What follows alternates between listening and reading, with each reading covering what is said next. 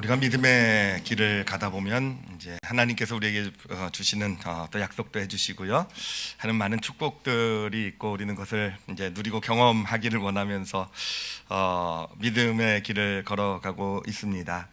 자, 그런데 우리가 이 땅에서 실제로 하나님의 그런 축복들, 능력들을 경험하기 위해서는요, 하여튼 그것을 주시기 위해서 또 하나님께서 뭐 많은 말씀도 주시고 은혜도 주시는데, 이제 그것이 실제 우리 삶의 어떤 축복이 되기 위해서 우리가 좀 정확하게 기억해야 될 사실이 하나 있어요. 그러니까 이거는 그냥 어떤 믿음의 여러 가르침 중에 하나가 아니라 앞으로 또 이제까지도 그렇고요, 앞으로도 그렇고 우리가 배워갈, 알아갈 어떤 하나님의 가르침들, 은혜들의 어떤 바탕이 되는 그러니까 하나님이 주신 축복을 실제 삶의 것으로 이렇게 받아가는 데 있어서 꼭 기억해야 될, 우리가 잘 적용해야 될 그런 아주 중요한 사실이 하나 있습니다. 그것은 뭐냐면은 우리가 살아가는 이 세상이요, 우리가 알고 있는 이 세상이 다가 아니라는 그 사실이에요. 그러니까 우리는 이제 보여지는 세상을 살아가죠. 우리가 느낄 수 있고, 우리가 어떤 육신을 통해서 접촉할 수 있고요, 또 알 수 있고, 또 우리 어떤 이성, 우리의 생각을 통해서 우리가 파악할 수 있는, 그러니까 이 세계를 이제 물질적 차원의 세계라고 이제 부를 수 있는데, 왜냐하면 물질로 이루어져 있으니까요. 그래서 우리는 이 세계가 다라고 생각하며 어떻게 보면 살아가고 있는지도 모르겠어요. 자, 그런데 성경은요, 이 물질적 차원의 세계가 다가 아니라고, 근데 어디 멀리 다른 세계가 있다는 것이 아니라 지금 우리가 살아가고 있는 이 세계에는요, 물질적 차원의 세계 외에 또 다른 차원의 세계가 존재하고 있다고. 바로 그것을 가르쳐주고 있는 책이 바로 성경이에요. 그리고 사실 성경은 이제 물질적 차원의 세계에서 일어난 어떤 그 물질적 차원의 세계의 원리들, 물리 법칙들, 이것을 우리에게 알려주고 있는 책이 아니라, 사실은 지금도 물질적 차원의 세계가 존재하고 있지만 동시에 영적 차원의 세계도 존재하고 있다는 것입니다. 바로 그 영적 차원의 세계의 원리들, 영적 차원의 세계에서 일어나고 있는 일들, 일어날 수 있는 일들, 이러한 것들을 알려주고 있는 책이 바로 성경이라는 것입니다. 자, 그런데 이 물질적 차원의 세계는 우리 어떤 이성을 통해서 파악할 수가 있어요. 그래서 뭐 물리 법칙도 찾아내고 뭐 어떻게 살아야 되는지도 알 수 있는데, 이 영적 차원의 세계는요, 우리의 영을 통해서만 인식할 수 있다고 합니다. 그래서 우리가 그러니까 예수 그리스도를 믿고 구원을 받았을 때 그것을 거듭났다고 얘기하고요, 또는 성경에서는 위에서부터 태어났다, 또는 우리 영이 태어났다라고 얘기를 하는데, 바로 그래, 우리가 예수 그리스도를 믿고 구원을 받았다는 것은 뭐냐면 이제 내 영이 태어나서 내가 이제 영적인 존재가 되었고요, 그러므로 우리는 영적 차원의 세계를 알 수 있는 존재가 되었음을 여러분, 이걸 뭐라고 얘기해야 될까요? 믿으시기 바랍니다. 그냥 이게 왜 어렵냐면은, 왜 쉽지가 않냐면은, 우리가 물질적 차원의 세계도요, 여러분 갓난아기로 응애하고 태어났을 때 여러분 물질적 세계 차원의 세계를 다 인식하고 태어나셨습니까? 내가 드디어 이 물리 법칙이 작용하고 있는 이 세계에서 이걸 누리면서, 저는 태어났을 때 딱 시계를 보니까 그때가 4월 13일 7시 37분이었는데 저만 보고 태어났나요? 아니잖아요, 그렇죠? 그러니까 태어났을 때는 사실 물적 차원의 세계고 보고 인식 못하다가 자라나면서, 성장하면서, 배워가면서 이제 점점 인식하게 되는 것처럼, 우리 영적 차원의 세계도 마찬가지예요. 우리가 이제 예수 그리스도를 믿었으면 영으로 태어나서 이제 믿음 생활 가운데서 우리 영이 자라나게 되면서 조금씩 영적 차원의 세계를 인식하면서, 알아가면서, 또 그 차원의 세계를 누리면서 살아가게 되는 게 이게 믿음의 길이 된다라는 것이죠. 자, 그런데 이거를 이제 제가 그냥 좀 기억하시라는 의미로 도표로 좀 이렇게 표현해 드렸으니까, 저 도표는 좀 마음에 좀 간직해 두셨으면 좋겠어요. 여러 번 보여드린 도표인데, 우리 나라는 인간이라는 존재가 있을 때 이 세상은 물질적 차원의 세계만 있는 것이 아니라 영적 차원의 세계도 있다라는 거. 그러니까 우리가 보이고 느끼고 내 머리를 통해서 알 수 있는 이 세계가 다가 아니라 이 영적 차원의 세계가 존재한다라는 것, 하여튼 좀 인식을 저 그림으로 좀 하셨으면 좋겠고요. 성경은 저 영적 차원의 세계에 대해서 이렇게 얘기를 하고 있어요. 뭐라고 얘기하고 있냐면은, 예, 끄셔도 됩니다. 예수님께서 영적 차원의 세계에 권능의 하나님, 왕으로 계시다라고 얘기하고 있습니다. 그러니까 예수님이 이 땅에 오셨을 때 33년 동안은 물질적 차원의 세계에서 나타나셨어요. 그래서 우리가 이 예수님을 볼 수 있고 알 수 있고 들을 수 있고, 예, 그렇게 33년을 사시고 이제 십자가를 지시고 죽으시고 부활하신 다음에 승천하셨다 그랬죠, 그렇죠? 승천하셨다고 했을 때 어디 멀리 승천 하늘로 막 그랬을 때 멀리 어딜 가셨다는 의미가 아니고 바로 영적 차원의 세계에 가셨다라는 거예요. 이제는 우리의 어떤 생각이나 어떤 물리적인 것을 가지고 인식할 수 없지만 여전히 지금도 예수님께서는 영적 차원의 세계에 우리와 함께하고 계시다라는 것입니다. 그리고 그 영적 차원의 세계에 예수님은요, 권능의 하나님이세요. 다스리시는 분, 통치자, 왕이시라는 것입니다. 그리고 또한 성경은 뭐라고 얘기하고 있냐면은 하나님의 각종 지혜와 능력이 나타나는 것이 영적 차원의 세계래요. 그러니까 하나님께서 역사하시고 축복하시고 또 하나님의 놀라운 일들이 나타나시고 하는 이 세계가 물질적 차원의 세계가 아니라 바로 그 세계가 영적 차원의 세계라는 것이죠. 그리고 또 얘기하고 있는 아주 중요한 사실은 뭐냐면 우리가 구원을 받았을 때 이제 우리는 영적 존재가 되지 않았겠습니까? 그때 성경은 뭐라고 얘기하냐면은 영적 차원의 세계에서 우리가 구원받았을 때 영적 차원의 세계에서 우리는요, 예수 그리스도와 함께 권능의 하나님의 자리에 함께 앉아 있다라는 거예요. 그러니까 영적 차원의 세계에서 우리는 하나님의 자녀가 되었잖아요, 그렇죠? 하나님의 자녀가 된 권세를 영적 차원의 세계에서 가지고 있다라는 것입니다. 자, 그래서 이 영적 차원의 세계가 중요한 게 뭐냐면은 그래요. 예수님이 통치하시고 계시고요. 예수님이 통치하고 계시고 하나님의 각종 지혜가 나타나게 되고요. 또 우리가 하나님의 자녀가 된 권세를 갖게 되는데 여러분 그것이 물질적 차원의 세계가 아니라는 거예요. 물질적 차원의 세계를 보면 여전히 그냥 물질적 차원의 세계의 원리에 따라 돌아가고 내가 예수 그리스도를 믿었다고 해가지고 내가 뭐 물질적 차원의 세계에서 하나님의 자녀 되었다고 해서 사람이 저를 갑자기 대접해 줍니까? 아니잖아요. 갑자기 승진시켜 줍니까? 너 이제 하나님의 자녀? 아니잖아요. 사실 정말 우리가 하나님의 자녀로서의 그 권세 축복을 누리는 것은 물질적 차원의 세계가 아니라 영적 차원의 세계라는 거예요. 영적 차원의 세계. 자, 그렇다고 한다면 이제 궁금한 것이, 이제 중요한 것이 뭐냐면 그러면 이 두 세계가 무슨 관계가 있을까라는 거죠. 그렇죠? 그래, 우리는 예수님은 영적 차원의 세계에서 왕이시고 하나님의 지혜는 거기서 나타나고 그러면은 우리는 또 거기서 하나님의 자녀로 권세를 가지고 있다고 한다면 우리가 살아가고 있는, 우리가 지금 보고 느끼고 있는 이 물질적 차원의 세계와 그게 무슨 상관이 있겠느냐라는 거죠. 이게 아주 밀접한 관계가 있습니다. 아주 밀접한, 이 두 세계는 밀접한 관계가 있는데 성경에서 그걸 보여주고 있는데 그걸 이름을 좀 붙였어요. 그래서 어떻게 이름을 붙였냐면은 거울의 원리라고 이름을 붙였습니다.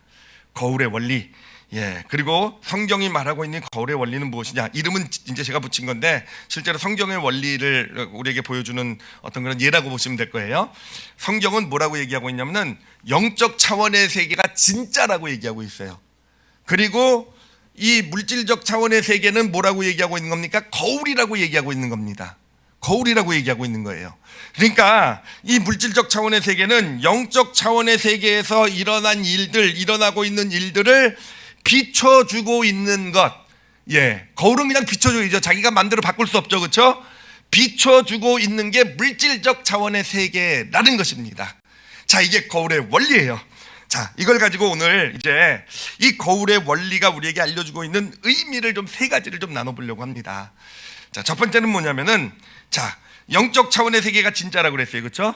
물질적 차원의 세계는 거울이라고 했어요. 그러니까 여기서 일어나면 어떤 사건이 일어나면 결국은 그 일어난 사건이 이 거울에, 이 물질적 차원의 세계에서 비춰지게 된다라는 거, 그 모양 그대로 비춰지게 된다라는 거죠, 그렇죠?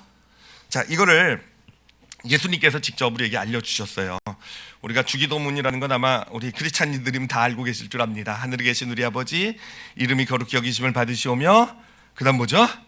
나라가 임하옵시며, 그 다음은요? 그쵸? 뜻이 어디서 이루어진다고요? 하늘에서 이루어진 것 같이 그 다음은 어디서 이루어진다고요? 여러분, 바로 그거예요. 뜻이 하늘에서, 하나님의 뜻이 먼저 하늘에서 이루어지는 거고요. 그게 먼저고 진짜고요. 그러면 그 이루어진 그 뜻이 땅에서도, 물질적 차원의 세계에서도, 거울이니까 이게 비춰져서 물질적 차원의 세계에서도 나타나게 된다. 바로 그게 거울의 원리라는 겁니다. 그러니까 예를 좀 실제적인 예를 들면 예수님께서 이제 제자들과 함께 배를 타고 갈릴리 호수를 건널 때 예수님은 주무시고 계셨잖아요, 그렇죠? 그리고 제자들은 이제 그 노를 짚고 가고 있는데 폭풍이 불었단 말이에요. 바람과 바다 가지고 그냥 정말 막 뛰놀기 시작해요. 그래가지고 이 제자들은요 이걸 보면서 이제 그 중에 어부가 4명이었거든요. 열심히 이거를 자신의 실력을 발휘해서 이 노를 져가지고 이 폭풍을 통과하려고 했는데 못 통과했어요, 그렇죠? 빠져 죽을 뻔합니다. 빠져 죽을 뻔한데 예수님은 주무시고 계셨어요. 정말 잠의 복을 받으신 분이십니다. 야, 정말 그런 상황에서도 잘 수 있다라는 거, 여러분 그 복은 꼭 다들 받으시기 바랍니다. 저는 받았어요. 예, 이번에도 몽골에 우리 목사님들하고 같이 갔는데 방을 쓰는데 그 목사님들이요, 그 저를 부러워하더라고요. 어떻게 조 목사는 침대에 머리를 대고 나서 5초 내에 코를 골아? 예수님을 닮아서 그렇습니다. 이러다가 예, 잠깐만, 다 주무시고 계셨어요.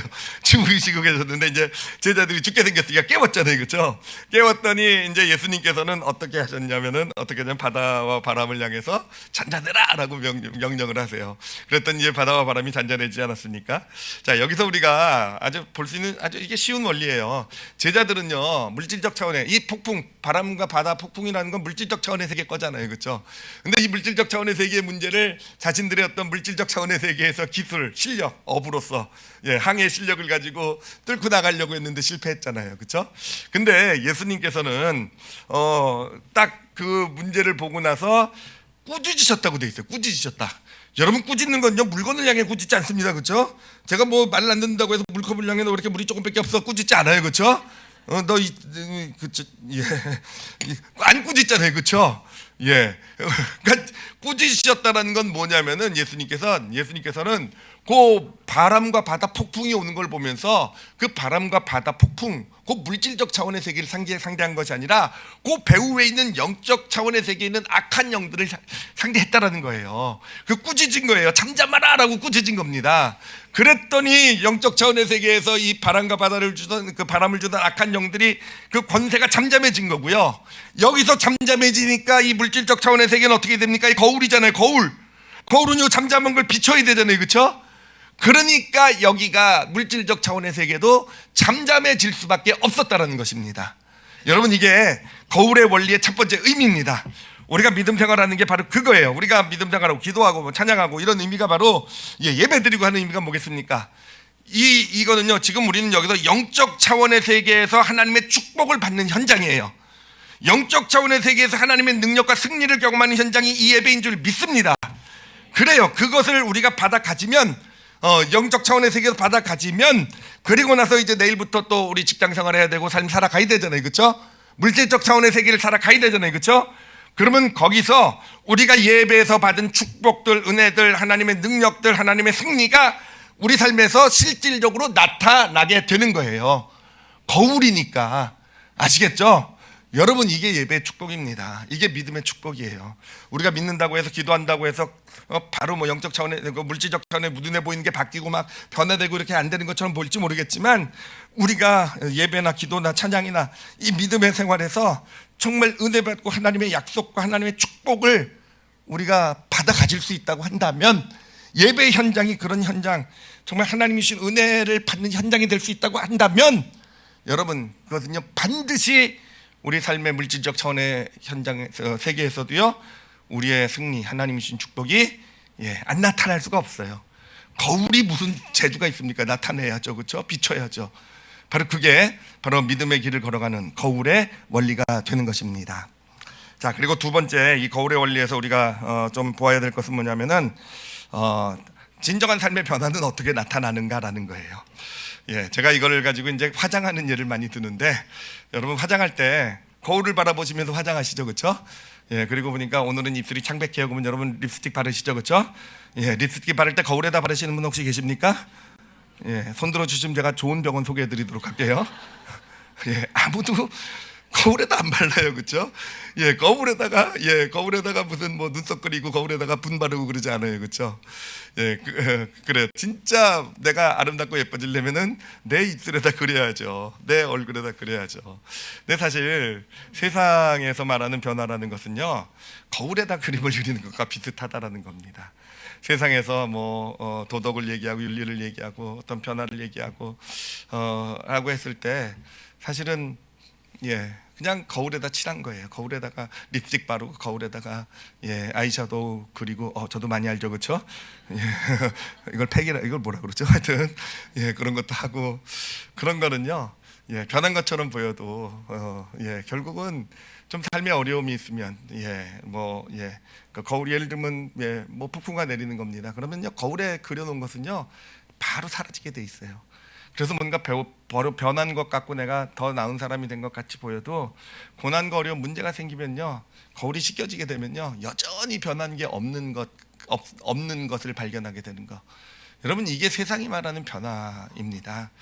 그리고 사실 우리 크리스찬들도 마찬가지예요. 만약에 우리가 예수 믿고 변화된 삶을 산다고 하면서 어쩌면 우리는요 말씀 잘 지켜야 돼, 내가 도덕적으로 살아야 돼, 나쁜 일 하면 돼, 예수님 닮아가야 돼 하면은요 어쩌면 내 삶의 모습에다가 예수님의 모습을 덧그리고 있는지도 모르겠어요. 그리고 난 그렇게 살아야 돼, 이렇게 사는 것이 더 변화의 크리스찬다운 길이야. 근데 여러분 만약에 그게 우리의 어떤 믿음의 모습이라고 한다면 내 겉모습을 어떻게든지 잘 보이고 물질적 차원의 세계에서 사람들이 볼 때 그럴듯하게 보이고 괜찮은 크리스찬처럼 보이고 그게 우리의 변화의 어떤 삶이라고 한다면 여러분 결국은요 좀 어려우고 좀 문제 오면요 다 씻겨가요. 그렇게 열심히 하나님 말씀 지키고 살았고 그렇게 열심히 정말 순종하고 정말 말씀대로 살려고 죽도록 고생했는데 진짜 어려운 문제, 좀 그런 어떤 갈등, 다툼 생기니까 어느샌가 그냥 옛 모습이 나타나는 것입니다. 변화는 화장은 어디다 하십니까? 자신의 얼굴에 하시기 바랍니다.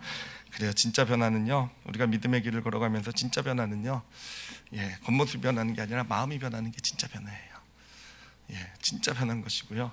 그리고 제가 보면 진짜 변화는요, 우리가 이웃을 사랑할 때 나타나느라고요. 진짜 내가 거룩하게 살고 내가 말씀 잘 지키고 내가 정말 말씀대로 어떻게든 죄 짓지 않고 살아야지 해서 내가 죄 없는 진짜 그런 변화된 인생이 되는 것이 아니라 그거는 외적인 것이고요. 우리가 조금이라도 이웃을 위해서 내가 마음을 쓸 수 있고 내가 희생을 할 수 있고 뭔가 섬기면서 때로는 손해 볼 수 있고 그런 길을 걸어가면서 어느샌가 진짜 내가 변화되어져 가는 거. 여러분 변화는요 진짜 내가 돼야 된다라는 거. 이게 거울의 원리. 이쪽이 변화가 되면요 결국은 어느샌가 거울에 비친 내 모습도요 변화된 모습으로 아름다운 모습으로 사람들 사이에 세상에 비춰져 가게 되는 거. 그리고 그런 것은요 좀 고난과 어려운 문제가 생겨도요 여전히 나는 내 모습 똑같은 모습으로 변화된 모습으로 살아갈 수 있는 그런 축복을 경험하게 되는 것입니다.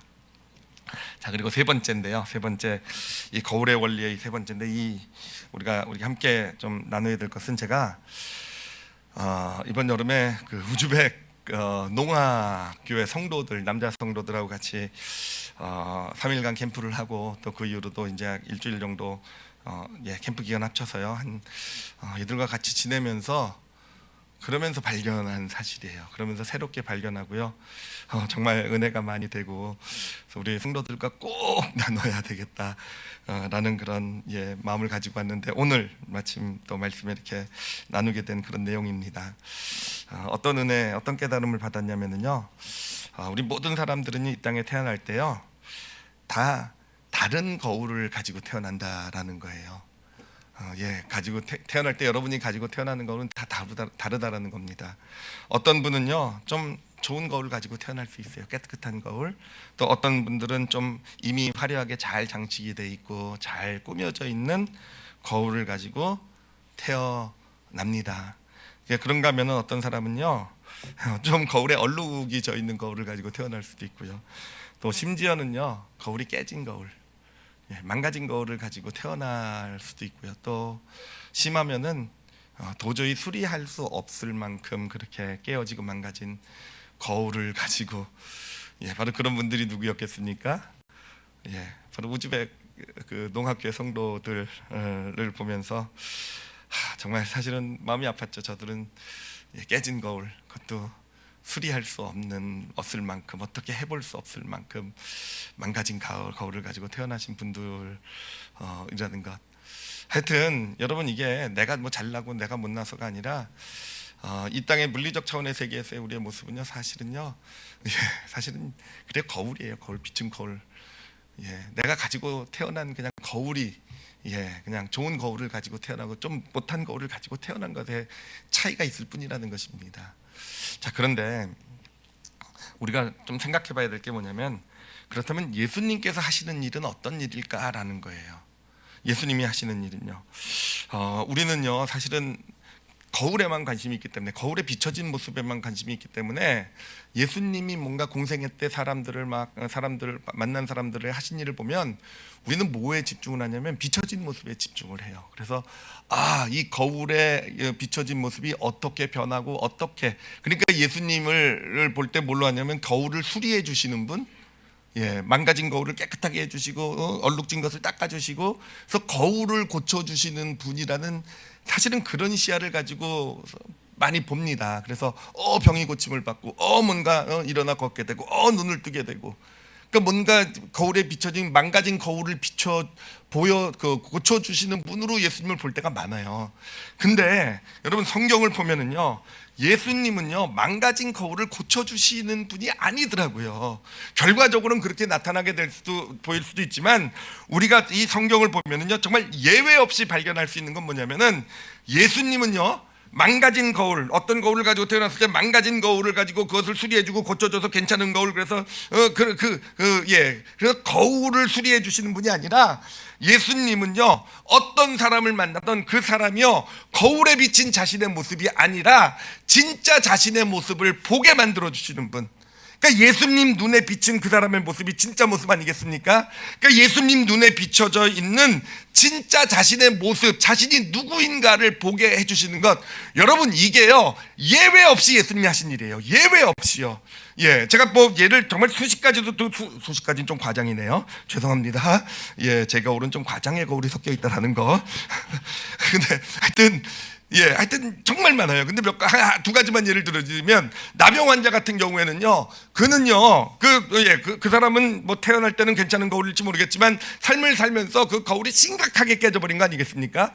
나병이라는 것에 의해서 거울이 심각하게 깨진 것이고, 그때부터 그는요 그 심각하게 깨진 거울을 보면서 그게 자신이라고 생각하며 살아온 인생이에요.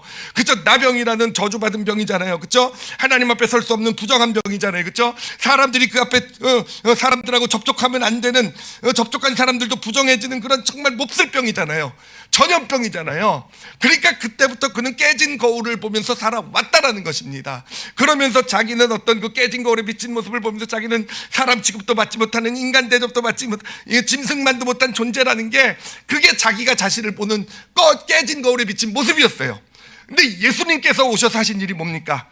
예수님께서 오셔서 그 앞에 그 깨진 거울에 비친 자신의 모습을 보며 좌절하고 낙심하며 무릎 꿇어 있는 그 사람 앞에서 예수님이 하신 일이 뭡니까?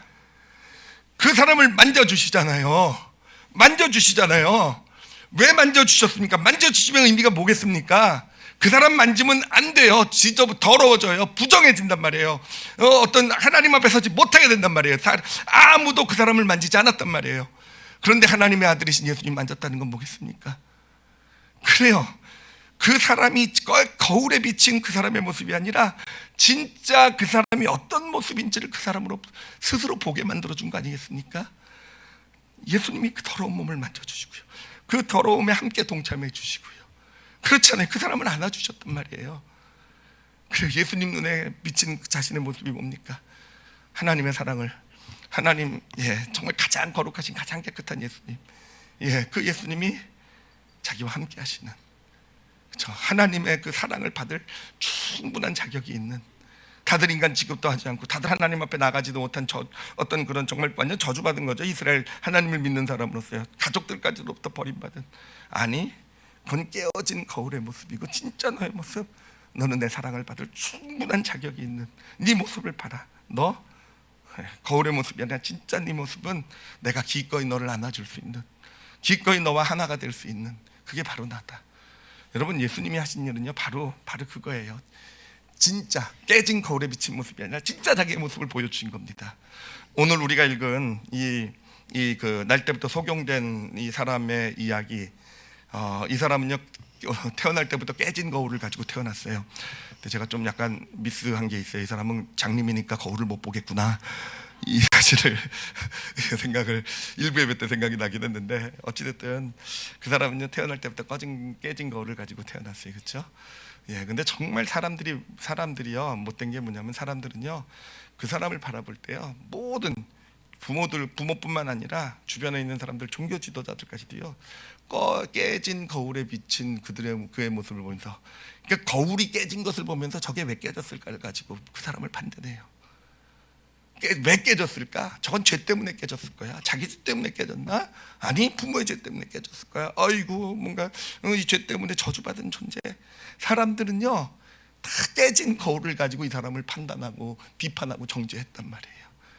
그러니 깨진 거울을 가지고 태어나서 자기는 깨진 거울, 자기가 어떻게 볼 수 없는 그런 거울을 가지고 태어난 데다가 사람들은 거기다가 각종 오물을 더 묻혀버리는 겁니다. 각종 때를 더 묻혀버리는 거예요.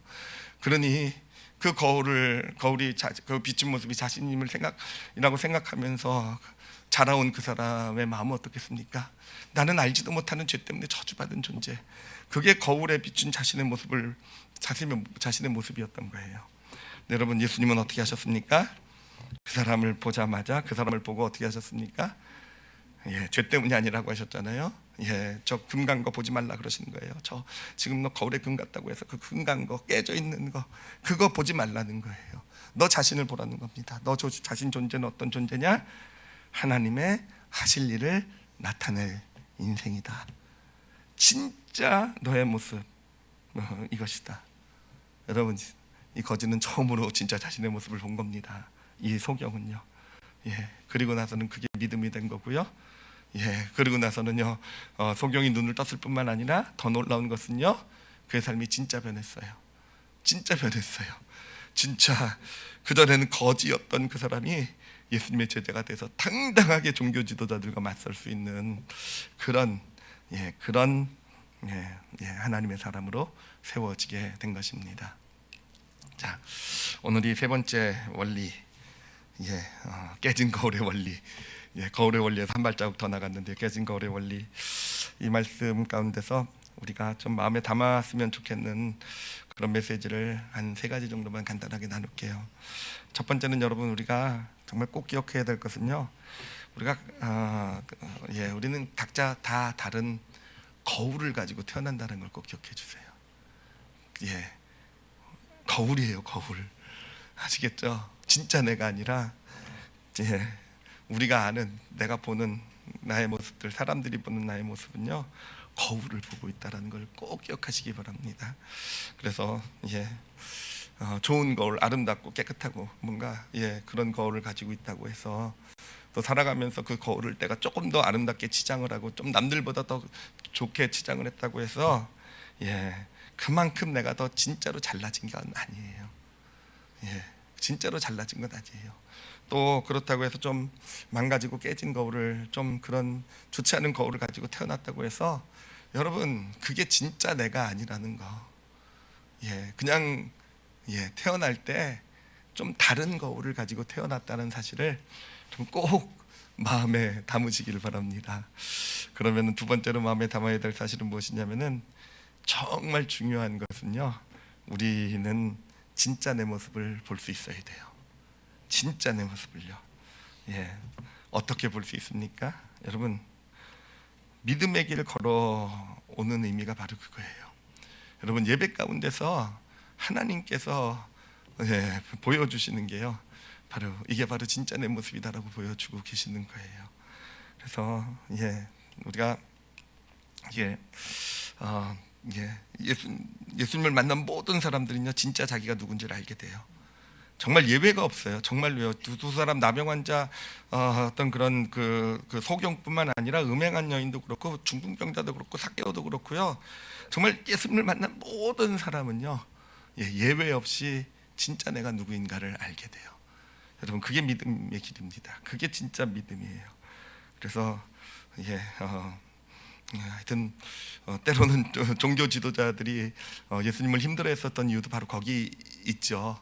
자기들은 좋은 거울을 가지고 태어났고 그 좋은 거울에다 그냥 금칠해 두고 그냥 열심히 칠해뒀는데 예수님께서 그 거울에 비친 모습을 무시하시잖아요. 그리고 진짜 모습을 보여주시잖아요. 알게 해주시잖아요. 그러니까 견딜 수가 없는 겁니다. 견딜 수가 없어서 결국은 예수님을 십자가로까지 끌고 가는 게 종교 지도자들의 모습 아니겠습니까? 하여튼 우리가 예수님을 만난다는 의미는 뭐냐면은 진짜 내가 누구인지를 발견하게 된다라는 거예요. 여러분 구원을 받는다는 게 뭐겠습니까? 구원을 받는다는 거. 제가 제 경험을 돌아봤어요. 제가 그래도 저는 나름 좋은 거울을 가지고 태어난 거더라고요. 좋은 거울을 가지고 태어났고 좋은 거울을 그래도 대학교 다닐 때까지 거기다가 장식을 잘 하면서 살아왔고요. 저도 그 거울에 비친 저 모습을 보면서 이 정도면 나는 잘 살고 있고 나는 괜찮은 인생이고 이렇게 생각해봤던 게 저였어요. 근데 대학교 3학년 때 그 수련회 때 해서 정말 제가 돌아봤어요. 진짜 그때 왜 내가 정말 하나님 어떤 그런 구원을 받는 그런 믿음을 갖게 되었을까라고 했을 때 난생 처음으로 진짜 그때 진짜 저를 발견했었어요. 진짜 저 거울에 비친 제 모습이 아니라 잘났다고 생각하고 괜찮다고 생각했던 제 모습이 아니라 진짜 지치고 힘들고 진짜 사람들 앞에서는 잘났고 뭐 이렇게 내 거울 봐라 얼마나 멋있는 모습이냐 그러면서도 실제 그게 제가 아니라는 어떤 그런 게 제 안에 있었는데 제가 그때 진짜 저를 발견했어요. 정말 아무것도 아닌 나, 정말 예수 그리스도 없으면 안 되는 나, 그것을 발견한 게 저에게 구원이 되었습니다. 그리고 믿음의 길도 마찬가지예요. 물론 믿음의 길을 걸어가면서도 여전히 저는 이 거울에다가 뭐 칠하는 거 관심이 여전히 많이 걸어왔던 것 같아요. 요즘도 그래요. 요즘도 저 거울 꾸미려고요. 이렇게 보니까 거울 보니까 지금 흰머리가 너무 많아가지고 이제 오늘 가서 염색할 겁니다. 다음 주 한 5년쯤 젊어져서 제가 나타나게 될 줄 믿습니다. 그리고 어제도요. 제가 미장원을 새로운 데를 갔는데 사람들이 머리가 잘 났다 그러니까 괜찮습니까 좀? 아무도 관심도 없으세요, 그렇죠? 근데 저 혼자 그냥 여전히 거울에 비친 내 모습을 어떻게 하면 더 잘 보이고 잘 꾸밀 수 있을까 살아가지만 여러분 진짜 믿음의 길을 걸어오면서 받은 축복은요 거울에 비친 모습이 좀 잘 되고 못 되고가 아니라 내가 좀 세상에서 이름난 목사가 되고 그렇지 못하고 사람들이 인정해주고가 아니라 정말로 진짜 은혜고 진짜 축복은요 하나님 앞에 설 때요 진짜 내가 누구인지 알게 되는 거더라고요. 진짜 내가 누구인지. 여러분 그렇게 될 때 어떻게든 여러분 거울에다 그림 그리는 게 쉬운 일이 아니더라고요. 거울을 치장하는 게요 정말 어떻게든 세상에 비춰 내 모습이 정말 그럴듯하게 잘 비추게 하려고 그게 어깨를 무겁게 하고 그게 삶을 살아가는 짐이 되더라고요. 그런데 하나님 앞에 서게 될 때 진짜 내 모습을 보게 되고요. 그러니 더 이상 거울이 아니라 진짜 내 모습을 아름답게 세워져 가시는 그 길, 여러분 진짜 그게 믿음의 축복의 길이 되는 것이고요. 여러분들도 지금 그 길을 걸어가고 계시다라는 거. 그러니까 진짜 자신의 모습을 아름답게 꾸며가시는 하나님의 은혜 가운데 살아가시기를 바랍니다. 그리고 진짜로 놀라운 게 여러분 그 거울에 비친 모습을 가지고 사람을 대할 때는요 관계들이 다 깨지고 나눠지고 정말 나는 이렇게 그럴듯한 모습으로 나는 이렇게 대단한 모습으로 쓴 것 같은데 오히려 자녀와의 관계도 깨지고 오히려 아내와의 관계도 그래요. 정말 신기해요. 제가 거울에 비친 내 모습이 아니라 진짜 내 모습, 하나님 예수님 눈앞에 비친 내 모습을 보게 되고 그것을 인정하고 살아가게 될 때요. 그게 관계에 축복을 주고 가정을 살리고 하는 그런 놀라운 축복도 된다라는 것. 이게 믿음의 길의 진짜 축복입니다. 그리고 믿음의 길을 걸어가면서 가장 사실은 죄송하지만 어리석은 것은요. 깨어진 거울을 자기 스스로 수리하려고 하는 것 같아요. 정말 깨어진 거울을 가지고 살아 있을 때 거기에 마음만 쓰이고 거기에 마음이 쓰이고요. 그냥 그것 때문에 좌절하고 낙심하고. 그래서 어떻게든지 단순히 세상의 삶뿐만 아니라 믿음의 길에서도 어떻게든지 그 깨어진 거 감추려고, 깨어진 건 나 혼자 수리해 보려고. 그러다가 폭풍이 한번 불면 다시 또는 더 깨어져 나가기도 하고, 그러면서 좌절하고 낙심하는 것, 여러분 정말로 스스로 깨어진 거 수리하는 길이 믿음의 길이 아니더라고요. 나는 진짜 내 모습만 잘 하나님 원하시는 모습으로 잘 세워가면, 하나님이 필요하시면 내 깨어진 거울은요 하나님께서 수리해, 아름다운 모습으로 수리해 주실 줄 믿습니다. 자, 그리고 이제 이거는 제가 우즈벡 농학교의 성도들을 보면서 제가 하나님께 드렸던 질문이에요. 어떤 질문, 이게 세 번째 깨달음인데 어떤 질문이냐면, 왜 저들은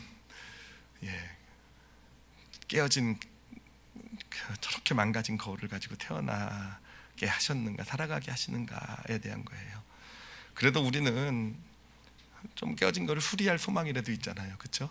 좀 수리하고 깨끗게 만들 소망이라도 있지만, 그들은요 어떻게 해볼 도리가 없는 그런 완전히 깨진 거울이요, 완전히 깨진 거울, 스스로의 힘으로는 도저히 해볼 수 없는 그 거울을 가지고 이 땅에 태어나서 살아가야 돼요.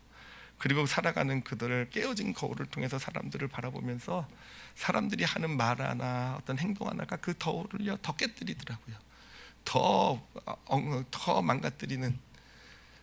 제가 이 거울의 원리의 은혜를 그들과 함께 나누면서 이 질문이 올라오는 거예요. 왜 저들은 저런 망가진, 고칠 수도 없는, 이 땅에서는 고칠 소망도 없는 저런 거울을 가지고 태어났습니까? 그리고 살아가게 하십니까? 라고 했을 때 하나님께서 저의 마음 가운데 주신 은혜예요. 진짜 이번에 제가 주신 가장 큰 은혜인데요.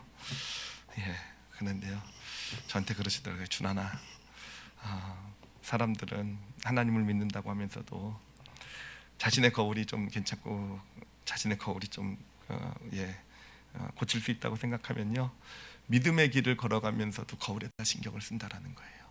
너도 그렇지 않냐라는 거예요. 생각해 보니까 그래요. 저도 믿음의 길을 걸어간다고 하면서 늘 신경 쓰는 것은 거울에 비친 내 모습, 어떻게 하면 더 잘 비치게, 더 잘 보이게 할까. 근데 준하나, 아니, 저들은 거울에 비친 자신의 모습을 바라보는 게 아니라 고칠 수 없는 거울이기에 저들은 늘 자신의 모습을, 진짜 자신의 모습을 바라보면서 그 자신의 모습을 아름답게 가꿔가고 있는 사람들이 바로 저들이다라는 것이요. 그러면서 그런 깨달음, 그런 은혜를 주시더라고요. 이 다음에 천국에 가면 이제 천국이라는 곳은 어떤 곳이냐면 거울이 다 없어지는 것일 거예요. 거울이 다 없어지고 진짜 내 모습으로 서게 될 텐데, 준하나, 네가 더 예쁠 것 같니? 저 사람들이 더 예쁠 것 같니? 제가 몽골에서, 그러니까 우즈벡에서 어떤 목사로 불리는지 아시죠? 그렇죠? 제가 이런 목사예요.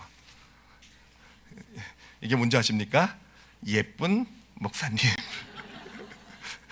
그들이 저를 부를 때요, 그들은 이름을 못 부르잖아요. 그래서 별명으로 다 불러요. 이름을 발음할 수가 없으니까. 가스바라에서 저를 부를 때마다 이래가지고 뭘 턱수염인가, 내가 주걱턱인가 뭐 이랬는데, 예쁜 목사님이 바로 접니다. 아시겠죠? 근데 진짜 네가 더 예쁘겠냐, 저들이 더 예쁘겠느냐. 그래요. 여러분 어떠신 것 같아요? 천국에 가면 하나님 앞에 섰을 때 이제 거울, 우리가 그렇게 열심히 치장하고 그렇게 열심히 잘 보이려고만 했던 그 거울이 다 사라지고, 이제는 고린도전서 13장에서 얘기잖아요. 지금은 거울을 보는 것처럼 보지만 그때는 이제 거울 없이 직접 본다 그러시잖아요. 그때 우리의 모습이 과연 어떨까? 나는 얼마나 아름다운 모습일까? 하나님이 그런 질문을 던지는 것을 보면서 저한테 던지셨는데 엄청 찔렸던 그런 기억이 납니다. 정말로 신기한 것은 무엇이냐면은, 우리가 사람과의 관계를 맺을 때 처음에는요 거울에 비친 모습을 보게 돼요. 그걸 가지고 판단하고, 저 사람 괜찮은 사람, 저 사람 저 부분이 문제가 있고, 그러니까 거울을 가지고 비친 모습으로 판단을 해요. 근데 이번 농학교의 성도들하고 같이 지내면서 발견한 게 뭐냐면, 처음에는요 힘들었어요. 사실은 힘들어요. 정말 그냥 못 듣고 말 못하는 장애만 있는 게 아니에요. 그 유전자적인, 근본적으로 유전자적인 문제가 못 듣고 못 말하는 거라는 그 증상으로 가장 크게 나타난 것이지, 사실 그들의 육체는요 너무 힘든 경우가 많아요. 그러니까 정말 깨진 거울에 비친 모습에 그들을 볼 때는요 마음에 부담과 어려움, 내가 저들과 같이 지낼 수 있을까 이런 마음도 드는 것도 사실이에요. 근데 참 신기한 게, 시간을 같이 지내다 보면 관계가 그런 것 같아요. 어느샌가 깨어진 모습이 아니라 진짜 그들의 모습이 보이기 시작하게 되고요. 그러니까 3일이 지나고 이렇게 되니까 깨어진 거울에 비친 그들의 어떤 장애가 보이는 것이 아니라 거울에 비치지 않은 진짜 그들의 아름다운 모습이 저뿐만 아니라 우리 팀들의, 함께 갔던 팀들의 눈에 보이게 되고요. 그러니 어떻습니까? 정말 평생 허깅이라는 건 해보지도 않았던 우리 남자 성도들이 그냥 그들 껴안고 울고 행복해하고 기뻐하고, 그 우리의 눈에는 그들이 세상에서 가장 아름다운 사람의 눈으로, 그 모습으로 비춰지게 된다라는 거. 그래요, 우리가 믿음의 길의 축복이 바로 거기 있는 줄 믿습니다.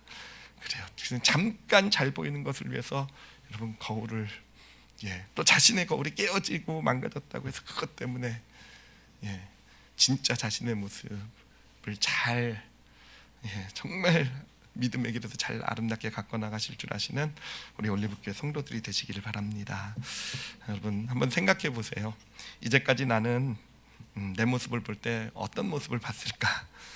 진짜 내 모습을 봤을까? 아니면 이제까지 깨어진 거울에 비친 내 모습을 보면서 내가 교만해지기도 하고 내가 좌절하기도 하고 낙심하기도 했을까? 한번 좀 생각해 보셨으면 좋겠어요.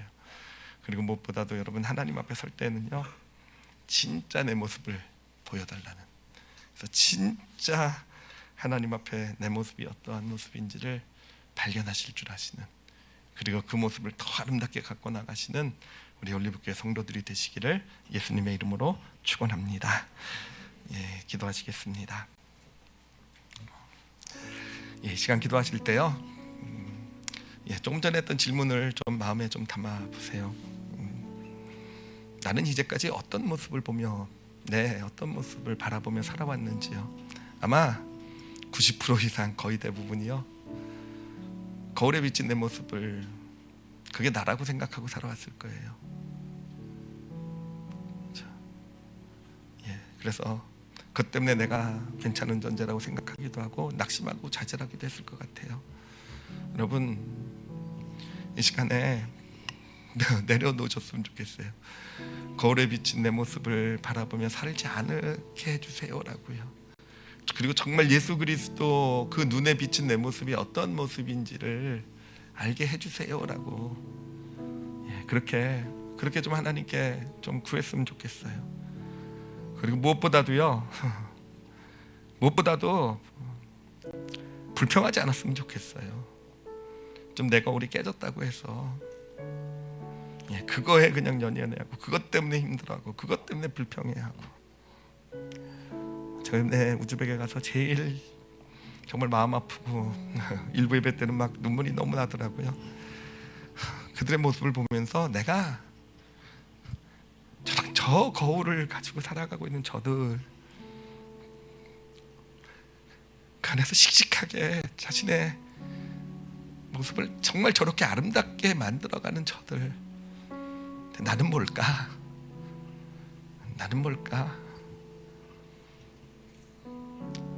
불평하지 않았으면 좋겠어요. 진짜로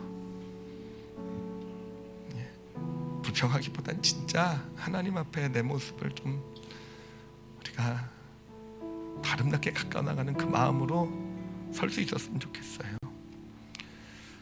그리고 여러분 주변의 사람들을 바라볼 때 거울에 비친 모습을 가지고 판단하고 평가하지 마시기 바랍니다. 거울에 금 간 거 가지고 왜 금 같냐고, 왜 그 거울 깨져 있냐고, 왜 네 거울은 그 모양이냐고. 그래, 우리가 누군가를 비판하고 판단한다라는 것은요 바로 그것과 똑같아요. 깨진 거울을 가지고 자기가 깨뜨린 것도 아닌데 그 사람을 판단하고 정죄하고 하고 있는 그 모습들, 그 모습이요 오히려 그 사람, 그 거울을 더 망가뜨리고 더 지저분하게 만든 일이 돼요. 그래서 우리가 하나님께 기도할 때 정말 예수 그리스도의 눈에 비춘 그 모습을 바라볼 수 있는 제가 되게 해주세요라고요. 누군가를 바라볼 때 우리 오늘 말씀 놓고요, 우리 자신을 위해서 우리 함께 통성으로 기도하는 시간 갖겠습니다. 하나님 아버지 감사해요. 하나님 아버지, 이 시간에 하나님 우리 여기 있는 모든 하나님의 자녀들의 영혼의 눈이 띄어지게 하여 주시옵소서. 하나님, 그래서 지금 이 시간이 예수 그리스도 눈에 비친 우리의 모습이 어떤 모습인지를 발견하는 시간이 되게 하여 주시옵소서. 하나님, 나병 환자에게도 기꺼이 다가와서 그 몸을 만져주신 예수님, 정말 그 어떤 나병이라는 저주받은 병인데 하나님 그 존재 자체로 하나님의 사랑을 받을 자격이 있다라고 말씀해 주셨어요. 하나님, 당신의 그 시야가 지금 우리 올리브교회 정말 하나님 깨진 거울 때문에 고통하고 힘들어하고 있는 영혼들이 있습니다. 하나님, 다가가 주셔서 예수님 그들을 만져주십시오. 그들을 안아주십시오. 정말 존재 자체로 사랑받을 충분한 자격이 있다라는 하나님의 그 음성이 저들의 영혼 가운데 들려오게 하여 주시옵소서. 하나님 아버지, 하나님 정말로 많이 감사해요. 하나님, 이제 우리가 믿음의 길을 걸어가면서 진짜 나를 아름답게 잘 걷어나가겠습니다.